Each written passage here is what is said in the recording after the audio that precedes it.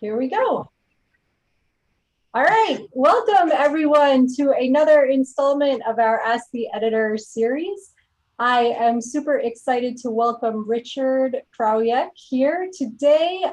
Richard and I are sort of online pals, but it's great to finally meet in person. Richard is the editor of One Journal and the publisher of Jakar Press. Hi, Richard. Hey, thank you for having me. Welcome. Maybe talk about other things besides progressive politics. I know. Let's talk about literature. That'd be really nice. Richard is the publisher of Jakar Press, but today we're actually primarily going to focus on the magazine One.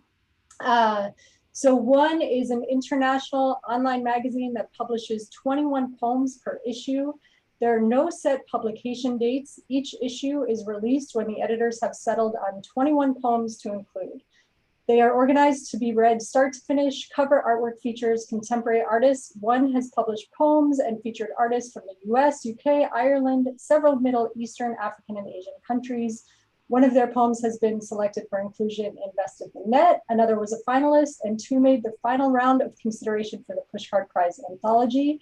They have published work by Pulitzer Prize winner, MacArthur Genius Grant awardee, and National Book Award finalists, as well as first-timers. And they say, send them your best single poem. And a bit about Richard. Richard has published 3 poetry collections. Most recently, I love this title so much, Women Who Loved Me Despite. Great. His work has appeared in dozens of literary magazines. He has been awarded fellowships from the National Endowment for the Arts, the North Carolina Arts Council twice, and the Pennsylvania Council on the Arts. He is the founder of Jakar Press, a community active publishing company, which publishes fine poetry books and an award-winning online magazine, One. Proceeds from book sales support progressive organizations and individuals. He has also published a short story collection and 2 novels in the US and 3 novels in France, most recently Paria. He has facilitated writing workshops in homeless shelters, women's shelters, prisons, literacy classes, and community sites. So again, thank you so much, Richard, for joining us today. Well, thanks for having me. If you need it, I do have links up. I could share to the screen if that. Oh, sure. Yeah, whatever you want to do. If you want to show us something particular, that's totally fine. Yeah. Well, let's just the conversation develops and we'll see if it's absolutely.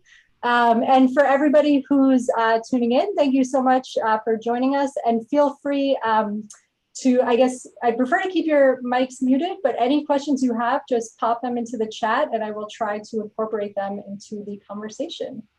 Sounds good?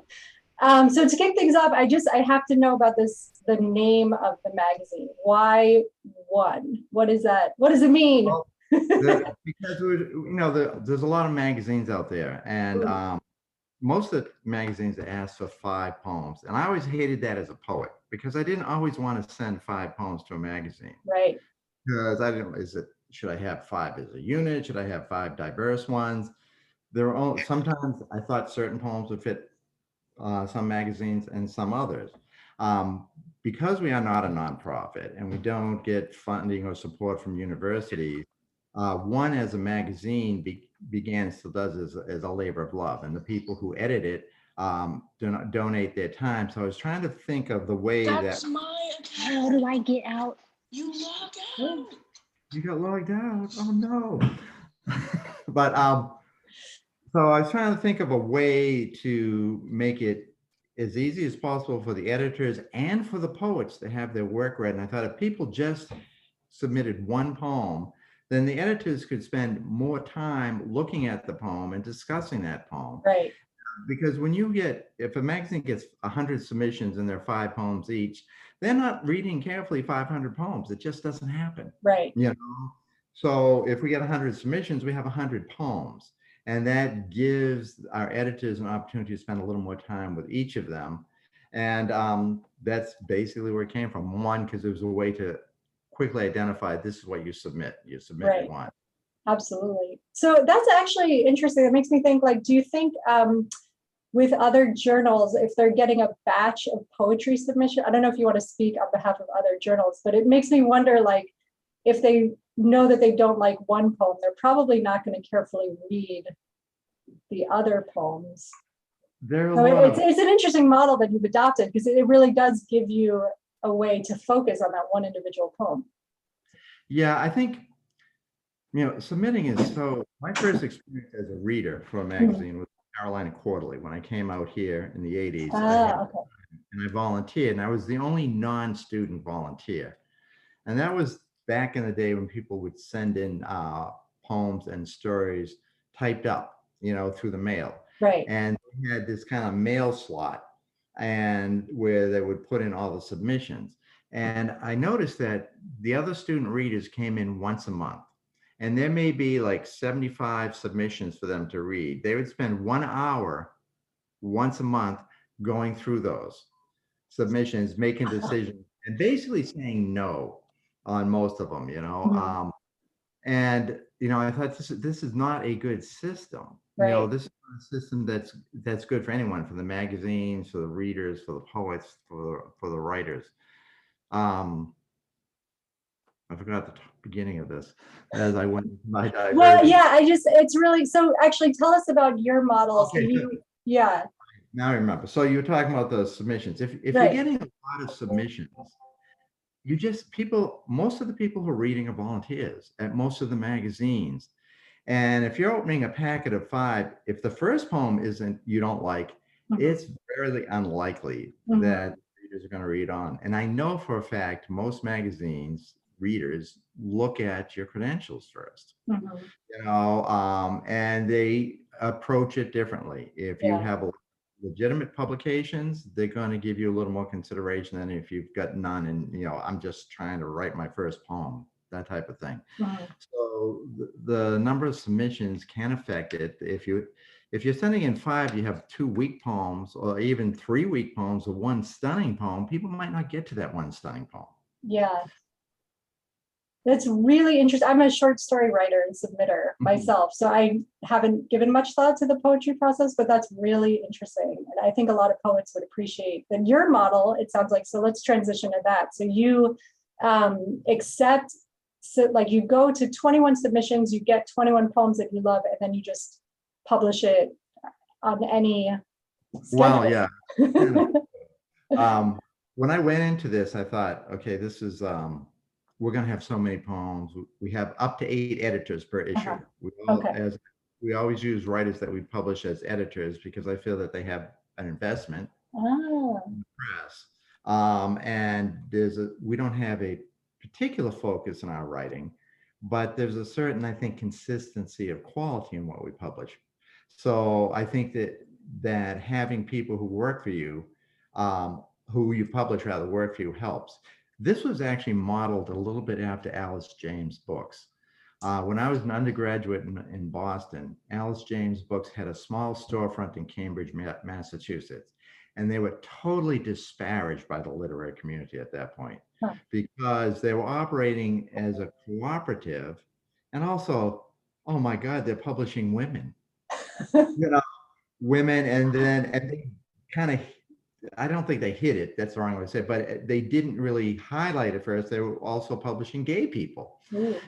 So you've got a press in the 70s in Boston, one of the most liberal cities, publishing women who we know aren't good enough to really be in the poetry. Of course. Gay people, we're just beginning to talk. And not only that, they're self-publishing, right? Taboo. Contribute to each other's. And I saw that for what it was as a cooperative. And so I saw that a little bit as the model for J. Carr Press when we started that, where the writers would be involved as readers and editors, and that's been very successful. Unfortunately, you don't pay anybody, or pay very little, but that's the way that works. So tell us about, One Poetry Journal started in 2014, and tell us, is that correct? You probably know more than I do. I have a fluid relationship with time. Let's say 2014-ish. Okay. Well, we had the press, and we wanted to do a journal. And we wanted, again, to make it a place for people to publish and have their work actually read. I think one of the things that spurred me to do it was on a private Facebook writers group. Oh. Another extremely well-known journal was asking for readers. They said, anyone, it doesn't have to be a published writer or anything, anyone who just likes to read, because we have more submissions than we can handle. And being the tactful person that I am, I said, what the hell are you still accepting submissions for? If you can't read all the submissions, you're just collecting the fees from people. People are sending them into your journal, expecting from your journal to read this, and what you're doing is unethical, as far as what I was concerned. You're on a Facebook page asking for anyone who likes to read to be your editors. That's the way people is paying money to have you read their material, So I thought it was a better model might be this, where it was free. I was getting a little tired of submittable. And, I thought, let's try to build a free journal. Now, there were some problems, of course, getting started. How do you attract people? Luckily, we had some connections with some well-known writers. I believe Dorian Locks was one of our first, in our first issue. So we were able to draw on a few people. I went to school with Thilius Moss, who was the MacArthur Genius grantee. This was back in the 80s, early 80s in New Hampshire. So we were able to draw on that and get some cred, because it's hard to get visibility as a journal. And then, of course, you want to be diverse. I don't want to just do a bunch of white boomers. Not that I just like what they publish, but there's a lot of material out there. They do tend to dominate the literary landscape. Exactly. And now that they are having difficulty getting published, they're creating their own magazines. Right. So how do you diversify? And I knew a fair number of African American writers, and I contacted them. But the reality was they could publish in much more highly visible magazines. So why would they send something to a new magazine starting out? So two things we settled on early is, let's focus on the UK and Africa and try to create submissions from those places. And that really helped us to show a diversity of poetry. And we also began something called the Second Look. Okay. Second Look was a way for someone to look at a classic poem, a poem that's important to them, and talk about it. And we combined that. I can actually show you a second look if I can. Sure. Okay, let's see if I can. Okay, you need to let me screen share, or I could link it to you. I think I just let you. Okay. Wait a minute. I have to go out and highlight it. But in Second Look, we were able to bring in diverse voices. We add that as an element, as a way to, here we go, show that we were sincere in not wanting to just tokenize, but actually show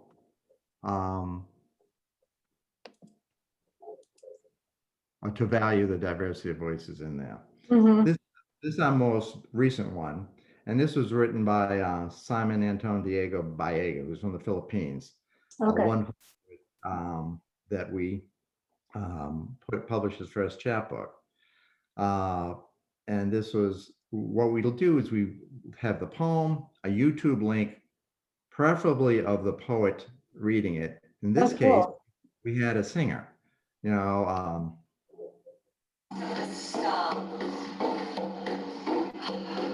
interpretation of a Walker poem. And then we have the poem, and in this case, Simon's discussion of the poem. In a previous issue, we had Parable by Louise Gluck. And this was the poem was actually, we were approached by Thilius Moss, former MacArthur Genius Grant. And she had talked about, when Louise won her award, she talked about this was like a wonderful poem of hers, Parable That Nobody Knows. And I said, well, we write about it. So she did that. When Evan Boland died, we did Quarantine.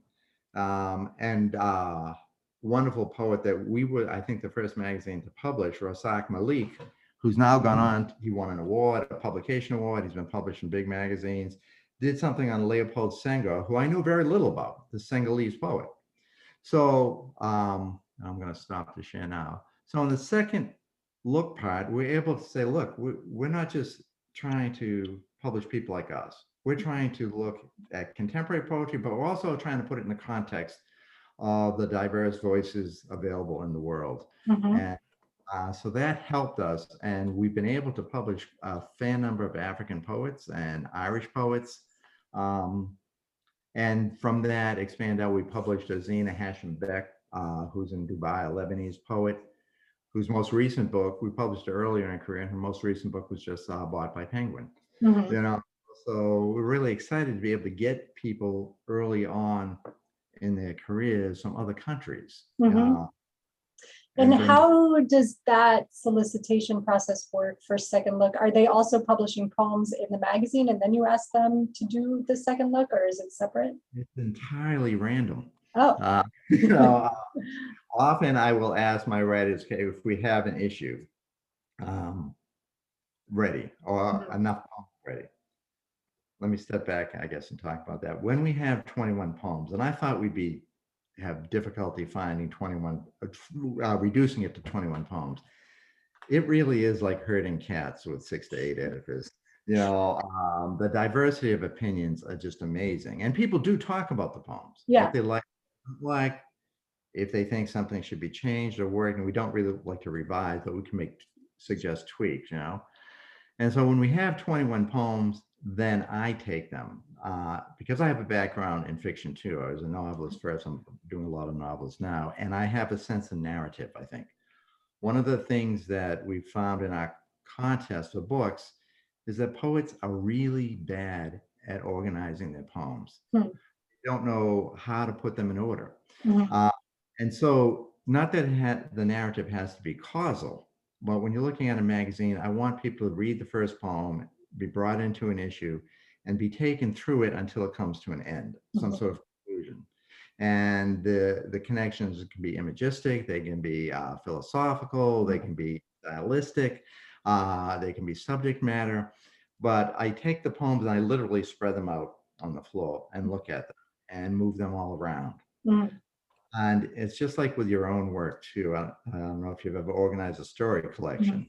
What do I put first? What do I put second? What do I put last?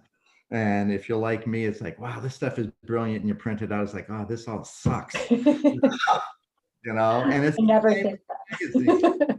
Brilliant poems. I can't believe we got these brilliant poems. Oh my God, why did we take these poems? They're horrible. You know, it's like, and then when you start to put them in order, it's just like a painting, you know, different colors resonate against each other. Harmonies in a piece of music. You know, some harmonies work, some don't, you know, and if you get that right, if you get the order right, the poems will feed off each other and strengthen each other. You know, and then once we have pretty much a collection, I'll be in order. I'll be asking people first, my writers, do you want to write anything? Is there a writer you want to talk about?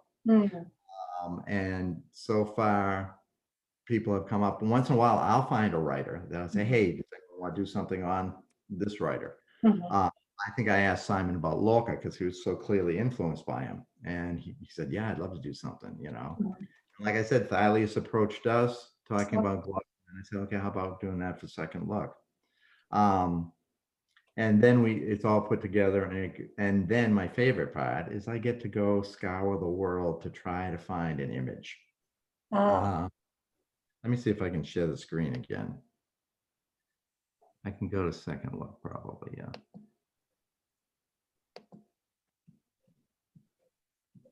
And I'm blessed to have a son who has 2 degrees in design. And I use him not because he's my son. I underpay him because he's my son. Yeah, you know? I noticed this image. It's so striking. You know, so I go through and I add, you know, he was the one who actually taught. At first, I was having lots of different random images. And even though he says, if you called one, there has to be an element of singularity. than all your images. So I'll usually go and try to find multiple images. Yeah.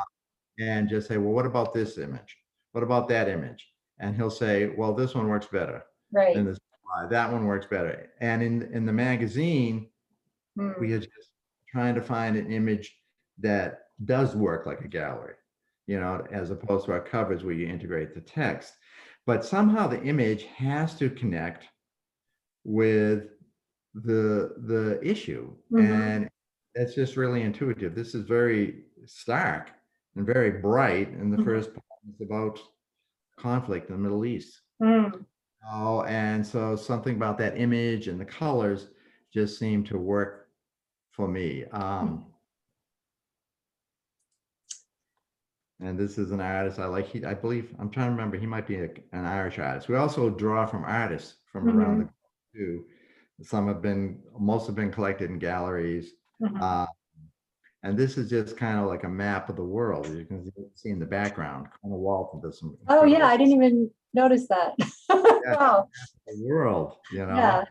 And we begin with Walt Whitman and end with Bonnie Nyadze, who goes back to, her experiences in the 60s and stuff. Right. So we try to have an image that somehow connects, has its own quality of singularity, to fit thematically with it, but somehow connects with the issues in the theme. Sure.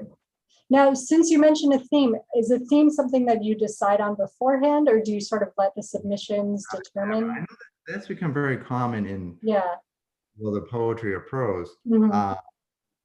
Theme, write on this theme. I have difficulty with that. I have difficulty writing from prompts. Yeah. And I think the theme develops out of, you get in a span of 3 months, you get a whole bunch of poems and you have people reading and people going through separate and collective experiences as readers. Sometimes you tap into something. I had a story that's accepted in a magazine that I was trying to decide which story to send, and then I read that the editor had just gone through a divorce. So I sent her a story about divorce, and she took it. Smart. That was fortuitous. And so we're all going through collective experiences and also individual experiences. Somehow, the selections all seem to during a certain issue kind of fit somehow. There's certain things that people are needing. That can be problematic. I don't want to see another bad poem about the pandemic.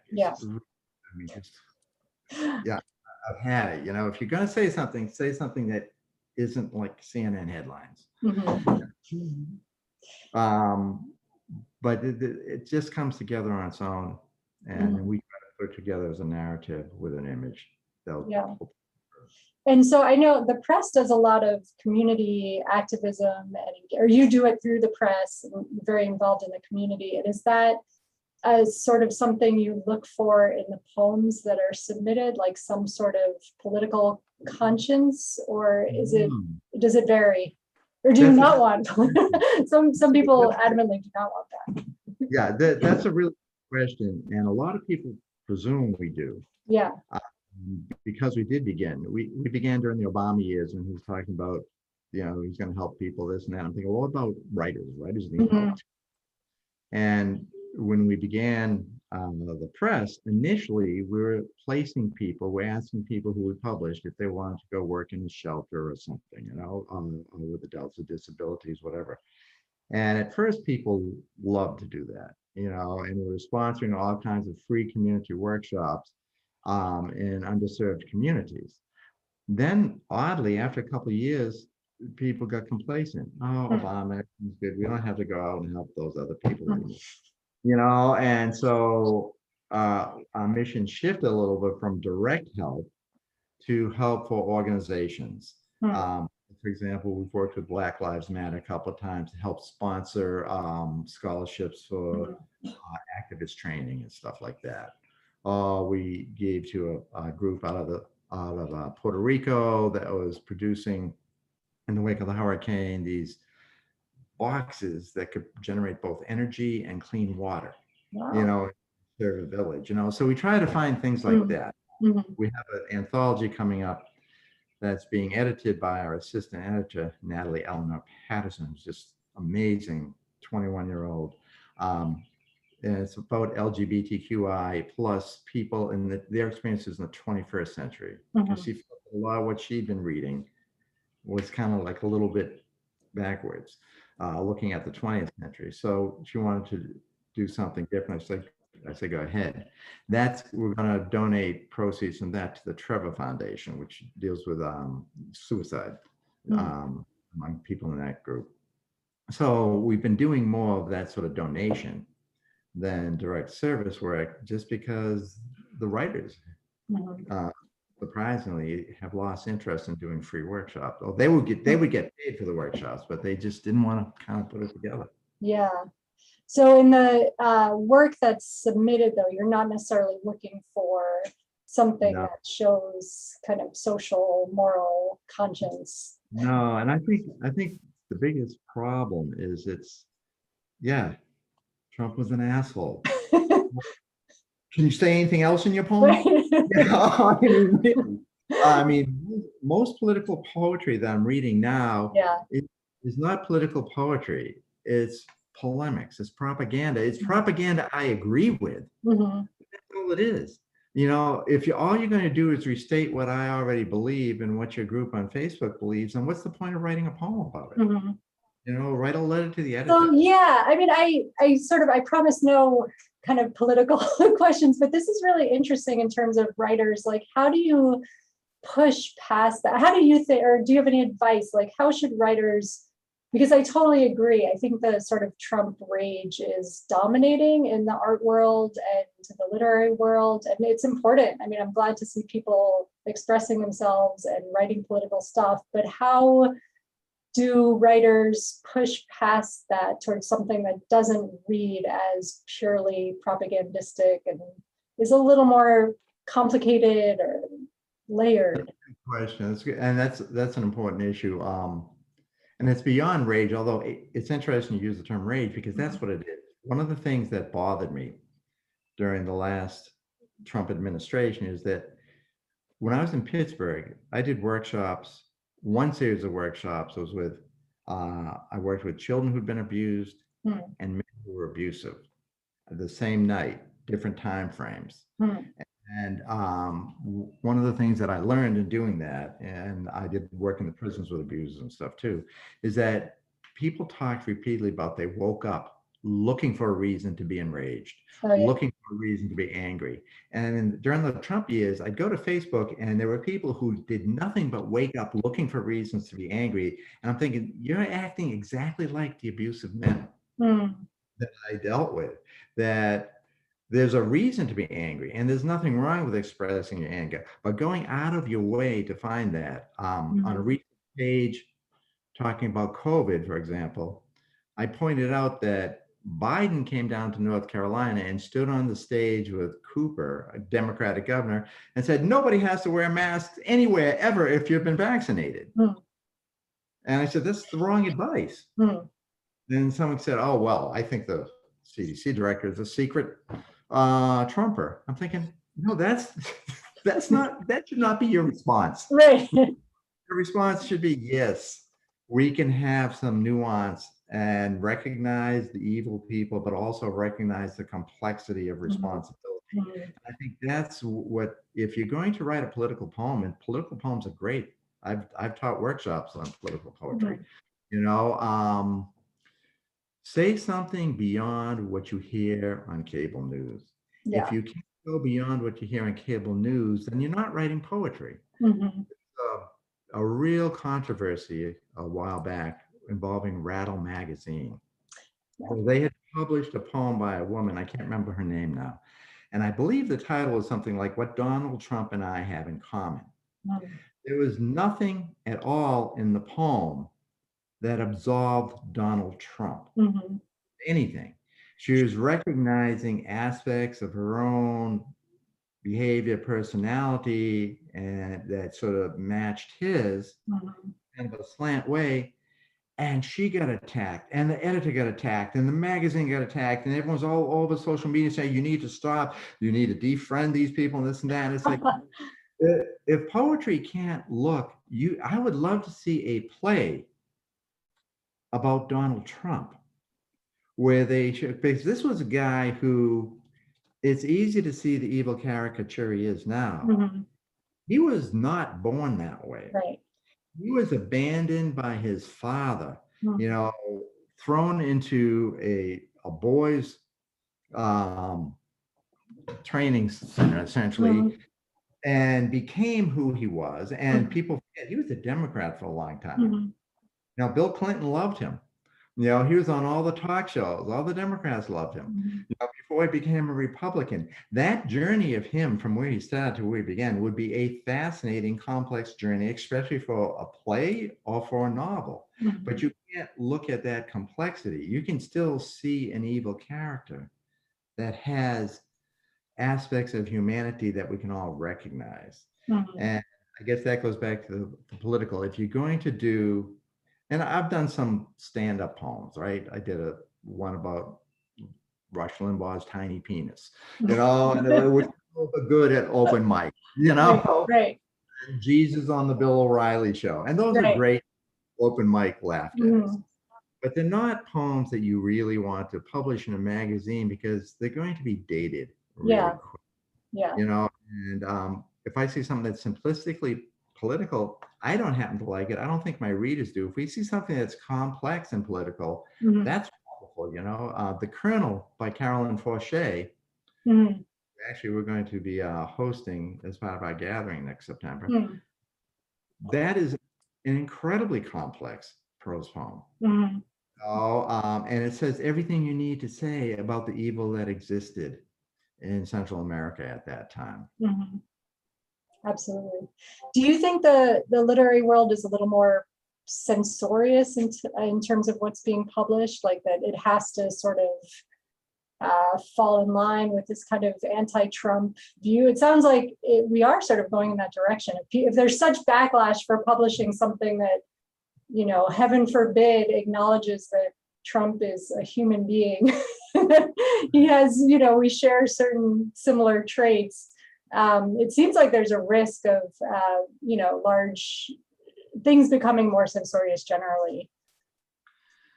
Yeah, you know, I mean, there are times things seem like the Chinese Cultural Revolution. You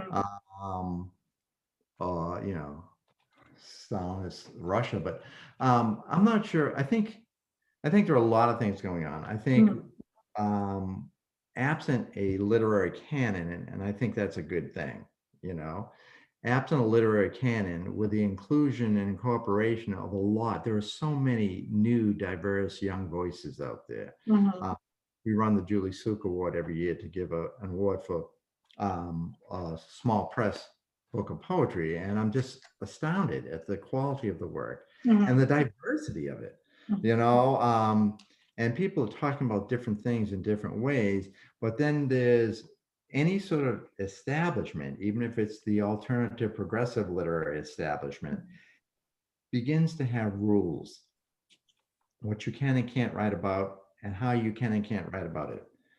Reading a novel, early novel by Robert Ward, Red Baker, which I thought was a brilliant book. I hadn't read it in a couple of decades. It's a brilliant book about working class people in Baltimore in the 80s, you know, steel mill closing down. And there are elements that are absolutely 100% realistic. You know, they're showing the working class as being racist, as being misogynistic. And that's part of the point of the book. That could not be published today, probably. I would have the proper conversation, because those aren't acceptable attitudes, even though the point is he's trying to show these are attitudes these people have. Right. My own novel, Pariah, that the last one that was published in France, that made the rounds of US publishers. They thought it was brilliant and everything, but it's too disturbing. It was why as a negative ending. But it deals with the working class in the 60s, that the 60s you don't hear about. It's not the, you know, peace, love, and dope 60s. Right.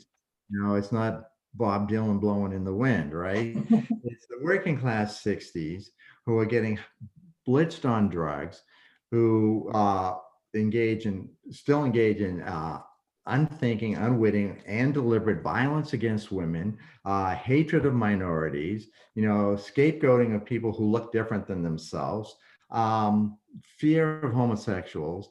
And in order to do that, in order to tell it accurately from the point of view of those characters, I can't parse their dialogue. I can't make them talk in a way that would be politically appropriate today and also be accurate to who they are as characters. And the point is, these people ended up becoming the people growing up to become the people who did vote for Trump. And if you don't know the genesis, if you don't understand what was going on personally, culturally, in communities, then yeah, you can vote Trump out, but that doesn't solve the problem. So I think it's really difficult when you do see people being closed down and starting to self-edit. There's a lot of that. People say what they're supposed to say, not what they believe. Has anyone here watched Ben Burnham's Inside? I have not. Go see it because it's absolutely brilliant. He's a comedian and he disappeared for a couple of years. Okay. And I think he had some low-level mental health issues, I'm not sure. But the core of the story is it's Ben Burnham, it's the lockdown. He's in this little room. Okay, and he's going to try to create something, some performance, some show during the year of lockdown. And the room is tiny and it's narrow. And as the show develops, and it's about the writing of this and about the artist, the writer, diving deep, getting as deep as you can and being as honest as you can and pulling out everything.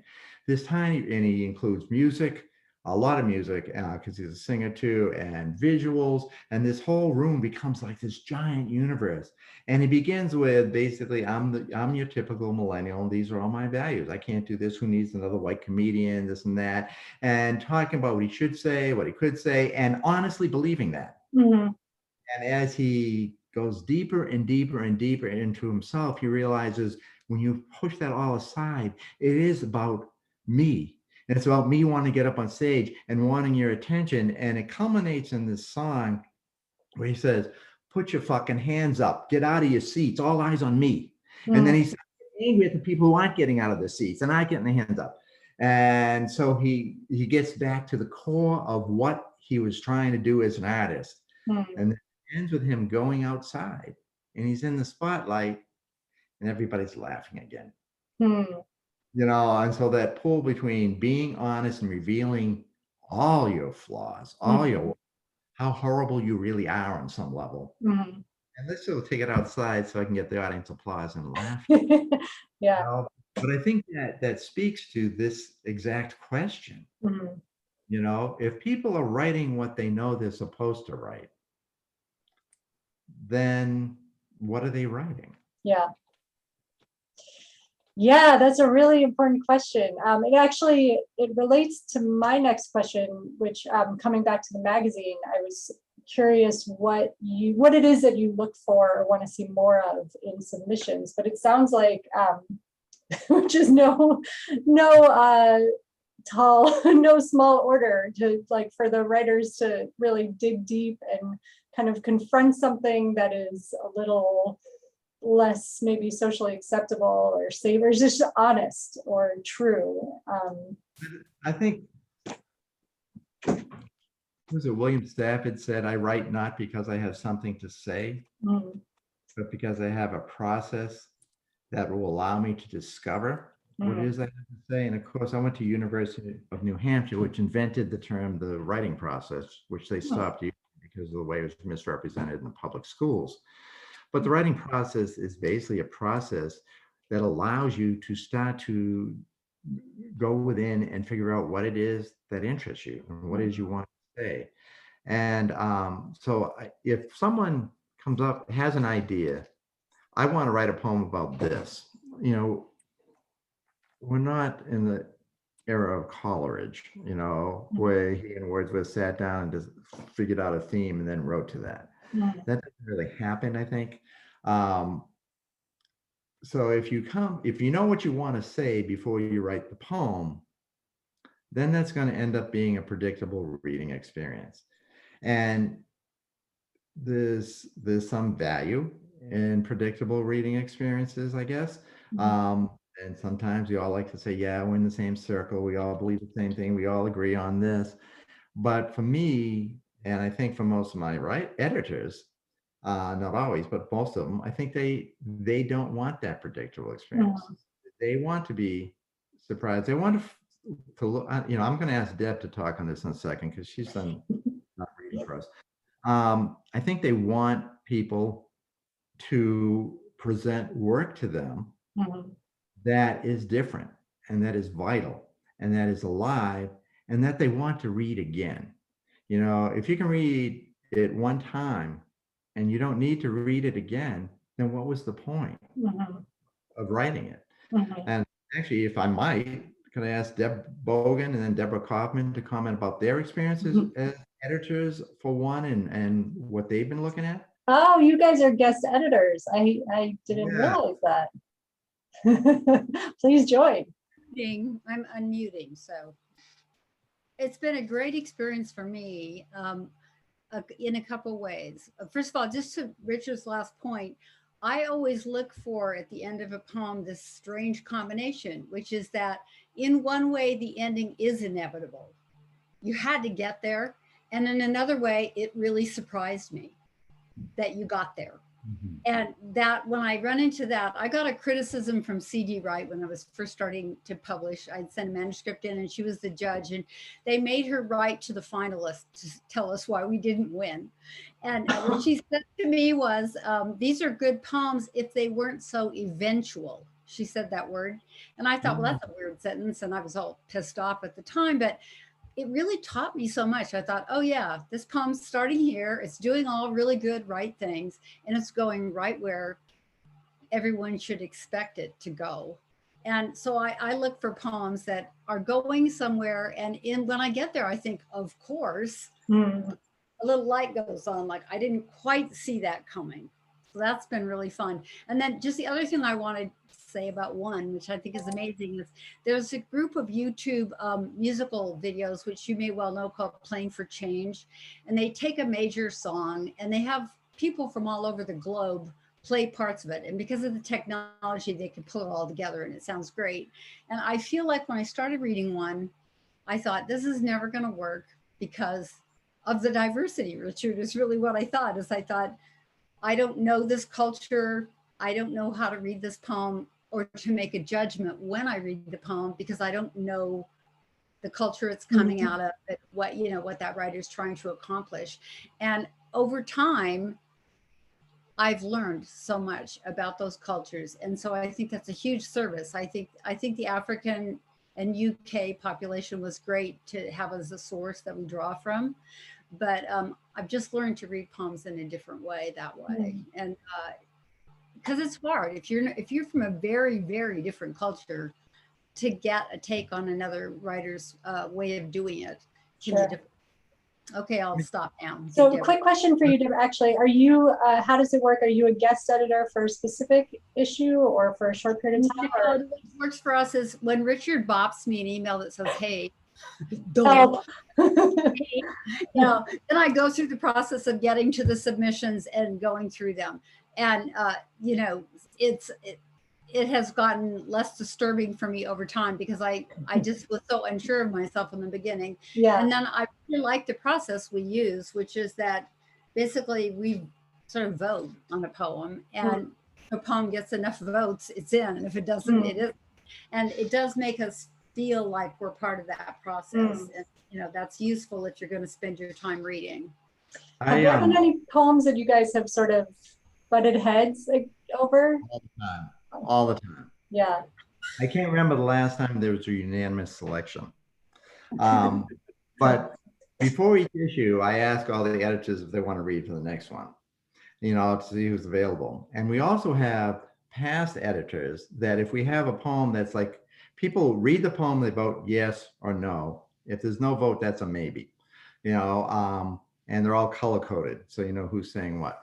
And if there's a poem that's even, like it's a split vote, I'll ask some of my old editors, hey, can you look at a couple of poems? Mhm. Let me know. And I have usually the editors that I go to were the ones who are the most strict, you know, so, because I know that, you know, I can trust them too.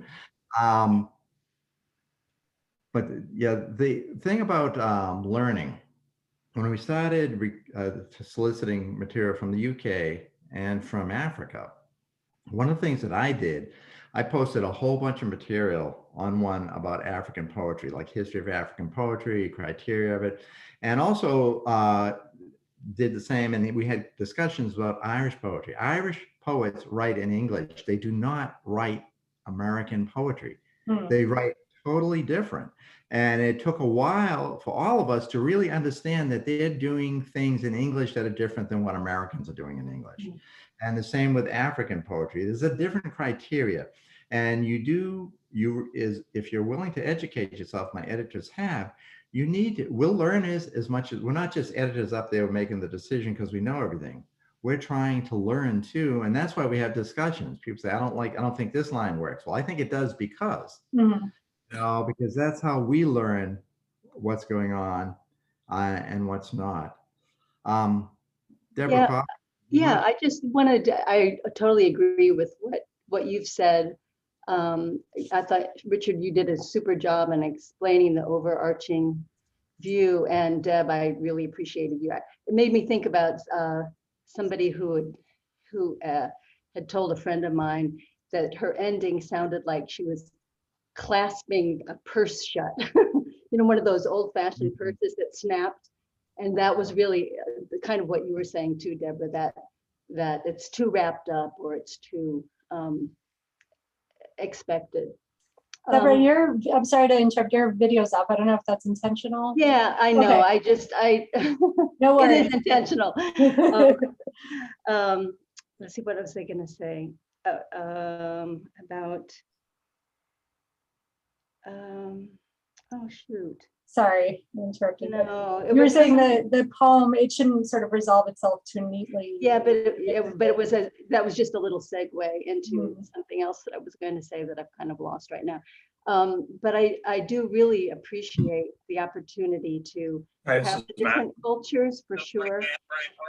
And hey, Brian. and Did you have good vacation or at least a little time off? Yeah, it was just time off. That's all. Matthew Fitz, your phone call is on the Zoom. I think that was somebody else. Yeah. Okay. Thanks. That idea just popped in my head and left again, but it had to. Oh, I know what it had to do with the reading process. That I find myself really like I'll be rooting for some poems that are close, and so I know some of us put our thoughts in there too. Sometimes the group people respond, sometimes they don't. It's like, well, what if we did this? I would vote yes if it was like this. And then you have to decide, is that too much of an ask?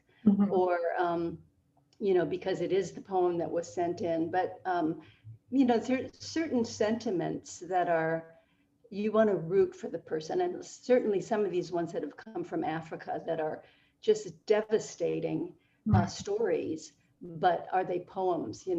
Those kinds of decisions are hard sometimes to make. Yeah. But I really like being on the group. Deborah Kaufman is what I consider one of our kind readers. Deb Bogan is one of our tough readers. I like the gradients. So this is something that I've been asking more editors lately. What advice would you give to somebody? Because you mentioned that people look for credentials in the bio. And I think that's true, certainly for some magazines. Not all, thankfully. I think a lot of magazines are sort of skipping the cover letter and going to the story. And then if they're interested, then they'll go back to the cover letter. But it sort of varies across the board. But I'm curious, what advice would you give to a poet who, let's say, doesn't have an MFA or maybe got their MFA 30 years ago? They've been raising kids, they've been working, they feel like they're not very well connected, they don't have a literary community. And they have something to say. And so what advice would you give to this person who wants to get published and wants to kind of break in and meet other like-minded writers and kind of get out there? Well, I mean, we publish people who've never been published before. Mhm. So we're open to that. At the same time, I published 21 poems. Mhm. So kind of make sure it's your best one. Yeah.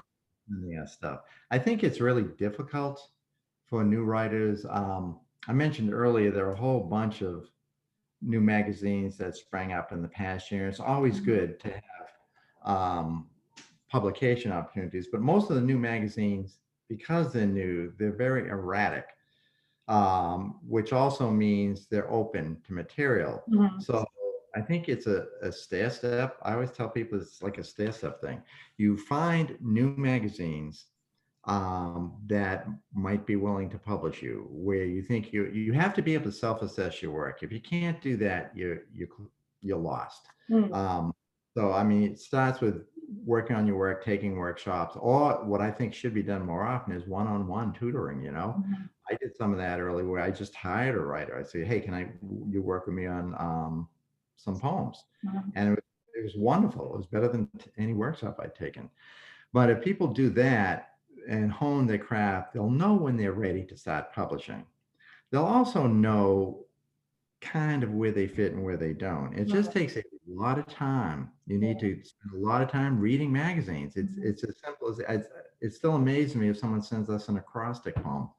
You know, don't send poems that you wrote in middle school and high school. Mhm.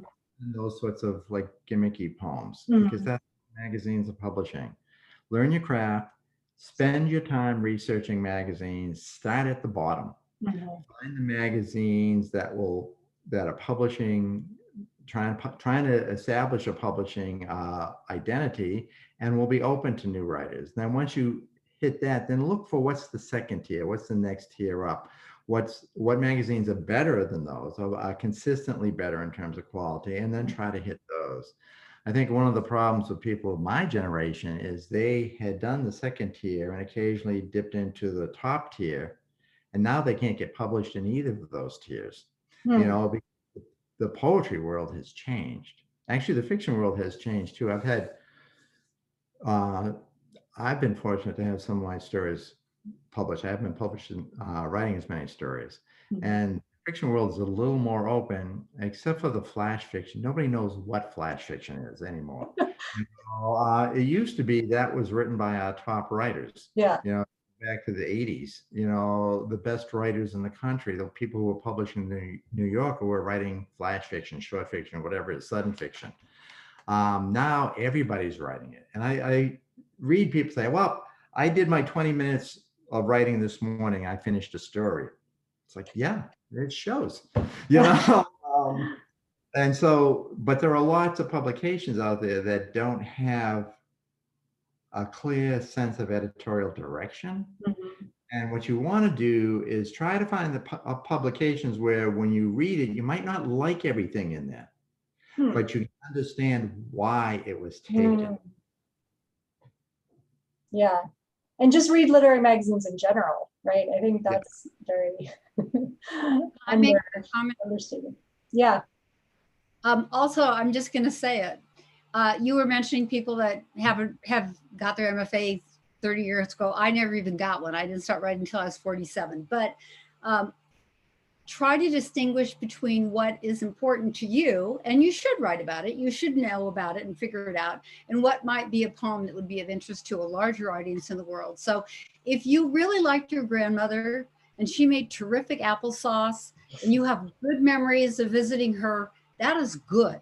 And you remember it, and you might want to write that all down and pass it on. That doesn't mean that everybody's interested in your grandmother's applesauce, because we're looking for something more in our literary work. So I just think it's an interesting, I liked my grandmother and I have them too, but you don't all need to know them. So that's a distinction I would say as a reader. Mm-hmm. I also never got an MFA, so high five. I have an MA, at the time, I got it in fiction, and Charlie Simic was one of the poets there, and he laughed and scoffed at the idea of MFA programs. Why would you want to stay in the university? Go out and get a job and write. And then he had to turn the program into an MFA program. Yeah, that's like the old school way. Yeah. I would also recommend people don't do formal poetry unless they really master it. There's a lot of mediocre formal poetry being published now. And again, particularly from my generation, people are having trouble publishing because there are a lot of new journals that publish formal poetry. I remember Betty Adcock, once one of our writers, who's a very fine writer, had wanted to include a pantoum in her collection. Betty said, it's not that good a pantoum. This is not her strength. Even though it was good because the person had lyrical skill, it's like, just because you can write a pantoum doesn't mean you should try to publish it, or just because you can write a ghazal, unless they're actually really, really good. Yeah. You need to not just master the form in terms of technique, you need to master the form in terms of what the deeper aspects of it are. And if you can't, don't do the form of poetry. Absolutely. Any plans to attend AWP next year? Do you do that sort of thing, or not so much? I did one decades ago. I haven't for a while. I actually did the AWP packets, which were really good and cost us about $2,000 Oh, wow. less. We did put in a proposal this year. Not just JCAR Press writers, but some other writers too, on poetry, healing, disabilities, that kind of stuff. So I doubt we'll get it approved because we're not tapped into the MFA world. And the AWP still has you see the same people on 5 panels. Yeah. So I doubt we'll get it approved. I put it in. That's in Philadelphia, right? Oh, it is? I didn't even know that. Oh, oh my goodness. Oh, so wow. maybe I'll hire you to go and man a table for us.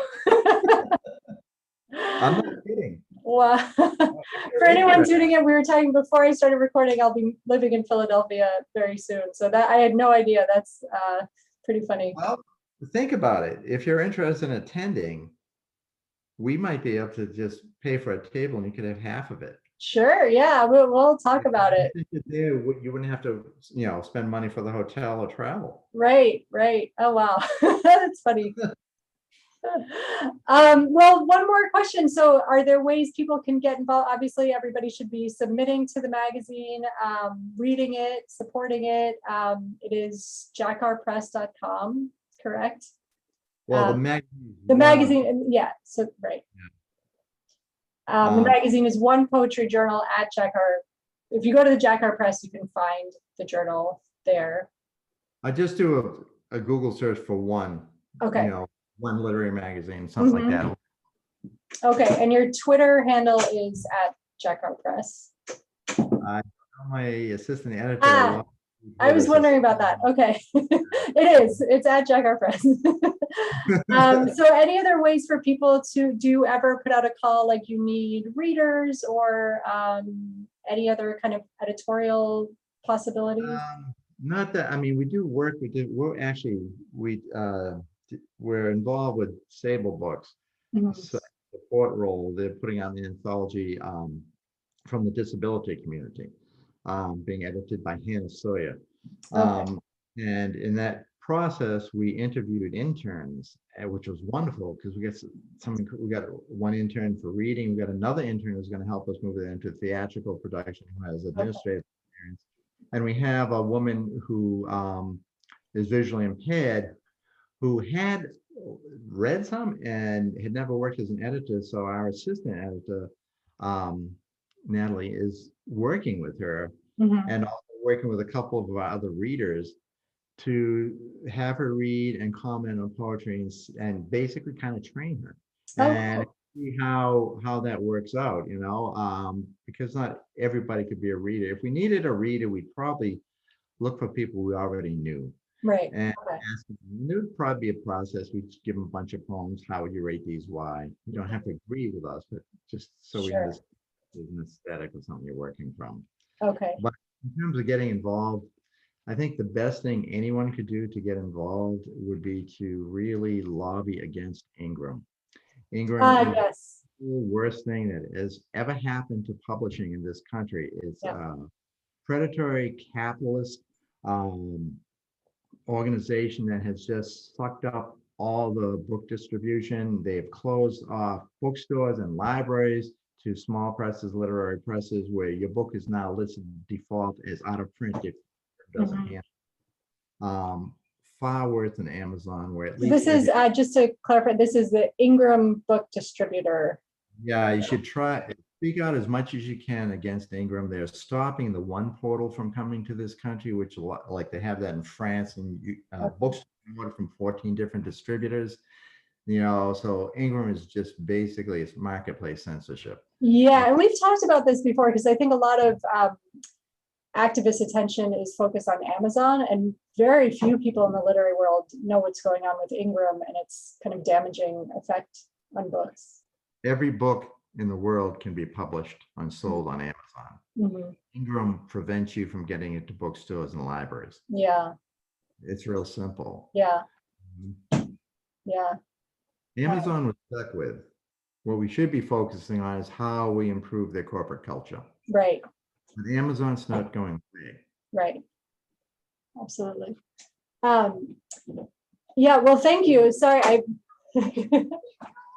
have a kid home from camp, so I think I need to abruptly wrap things up. Okay. Thank you so much, Richard. Thanks for having us.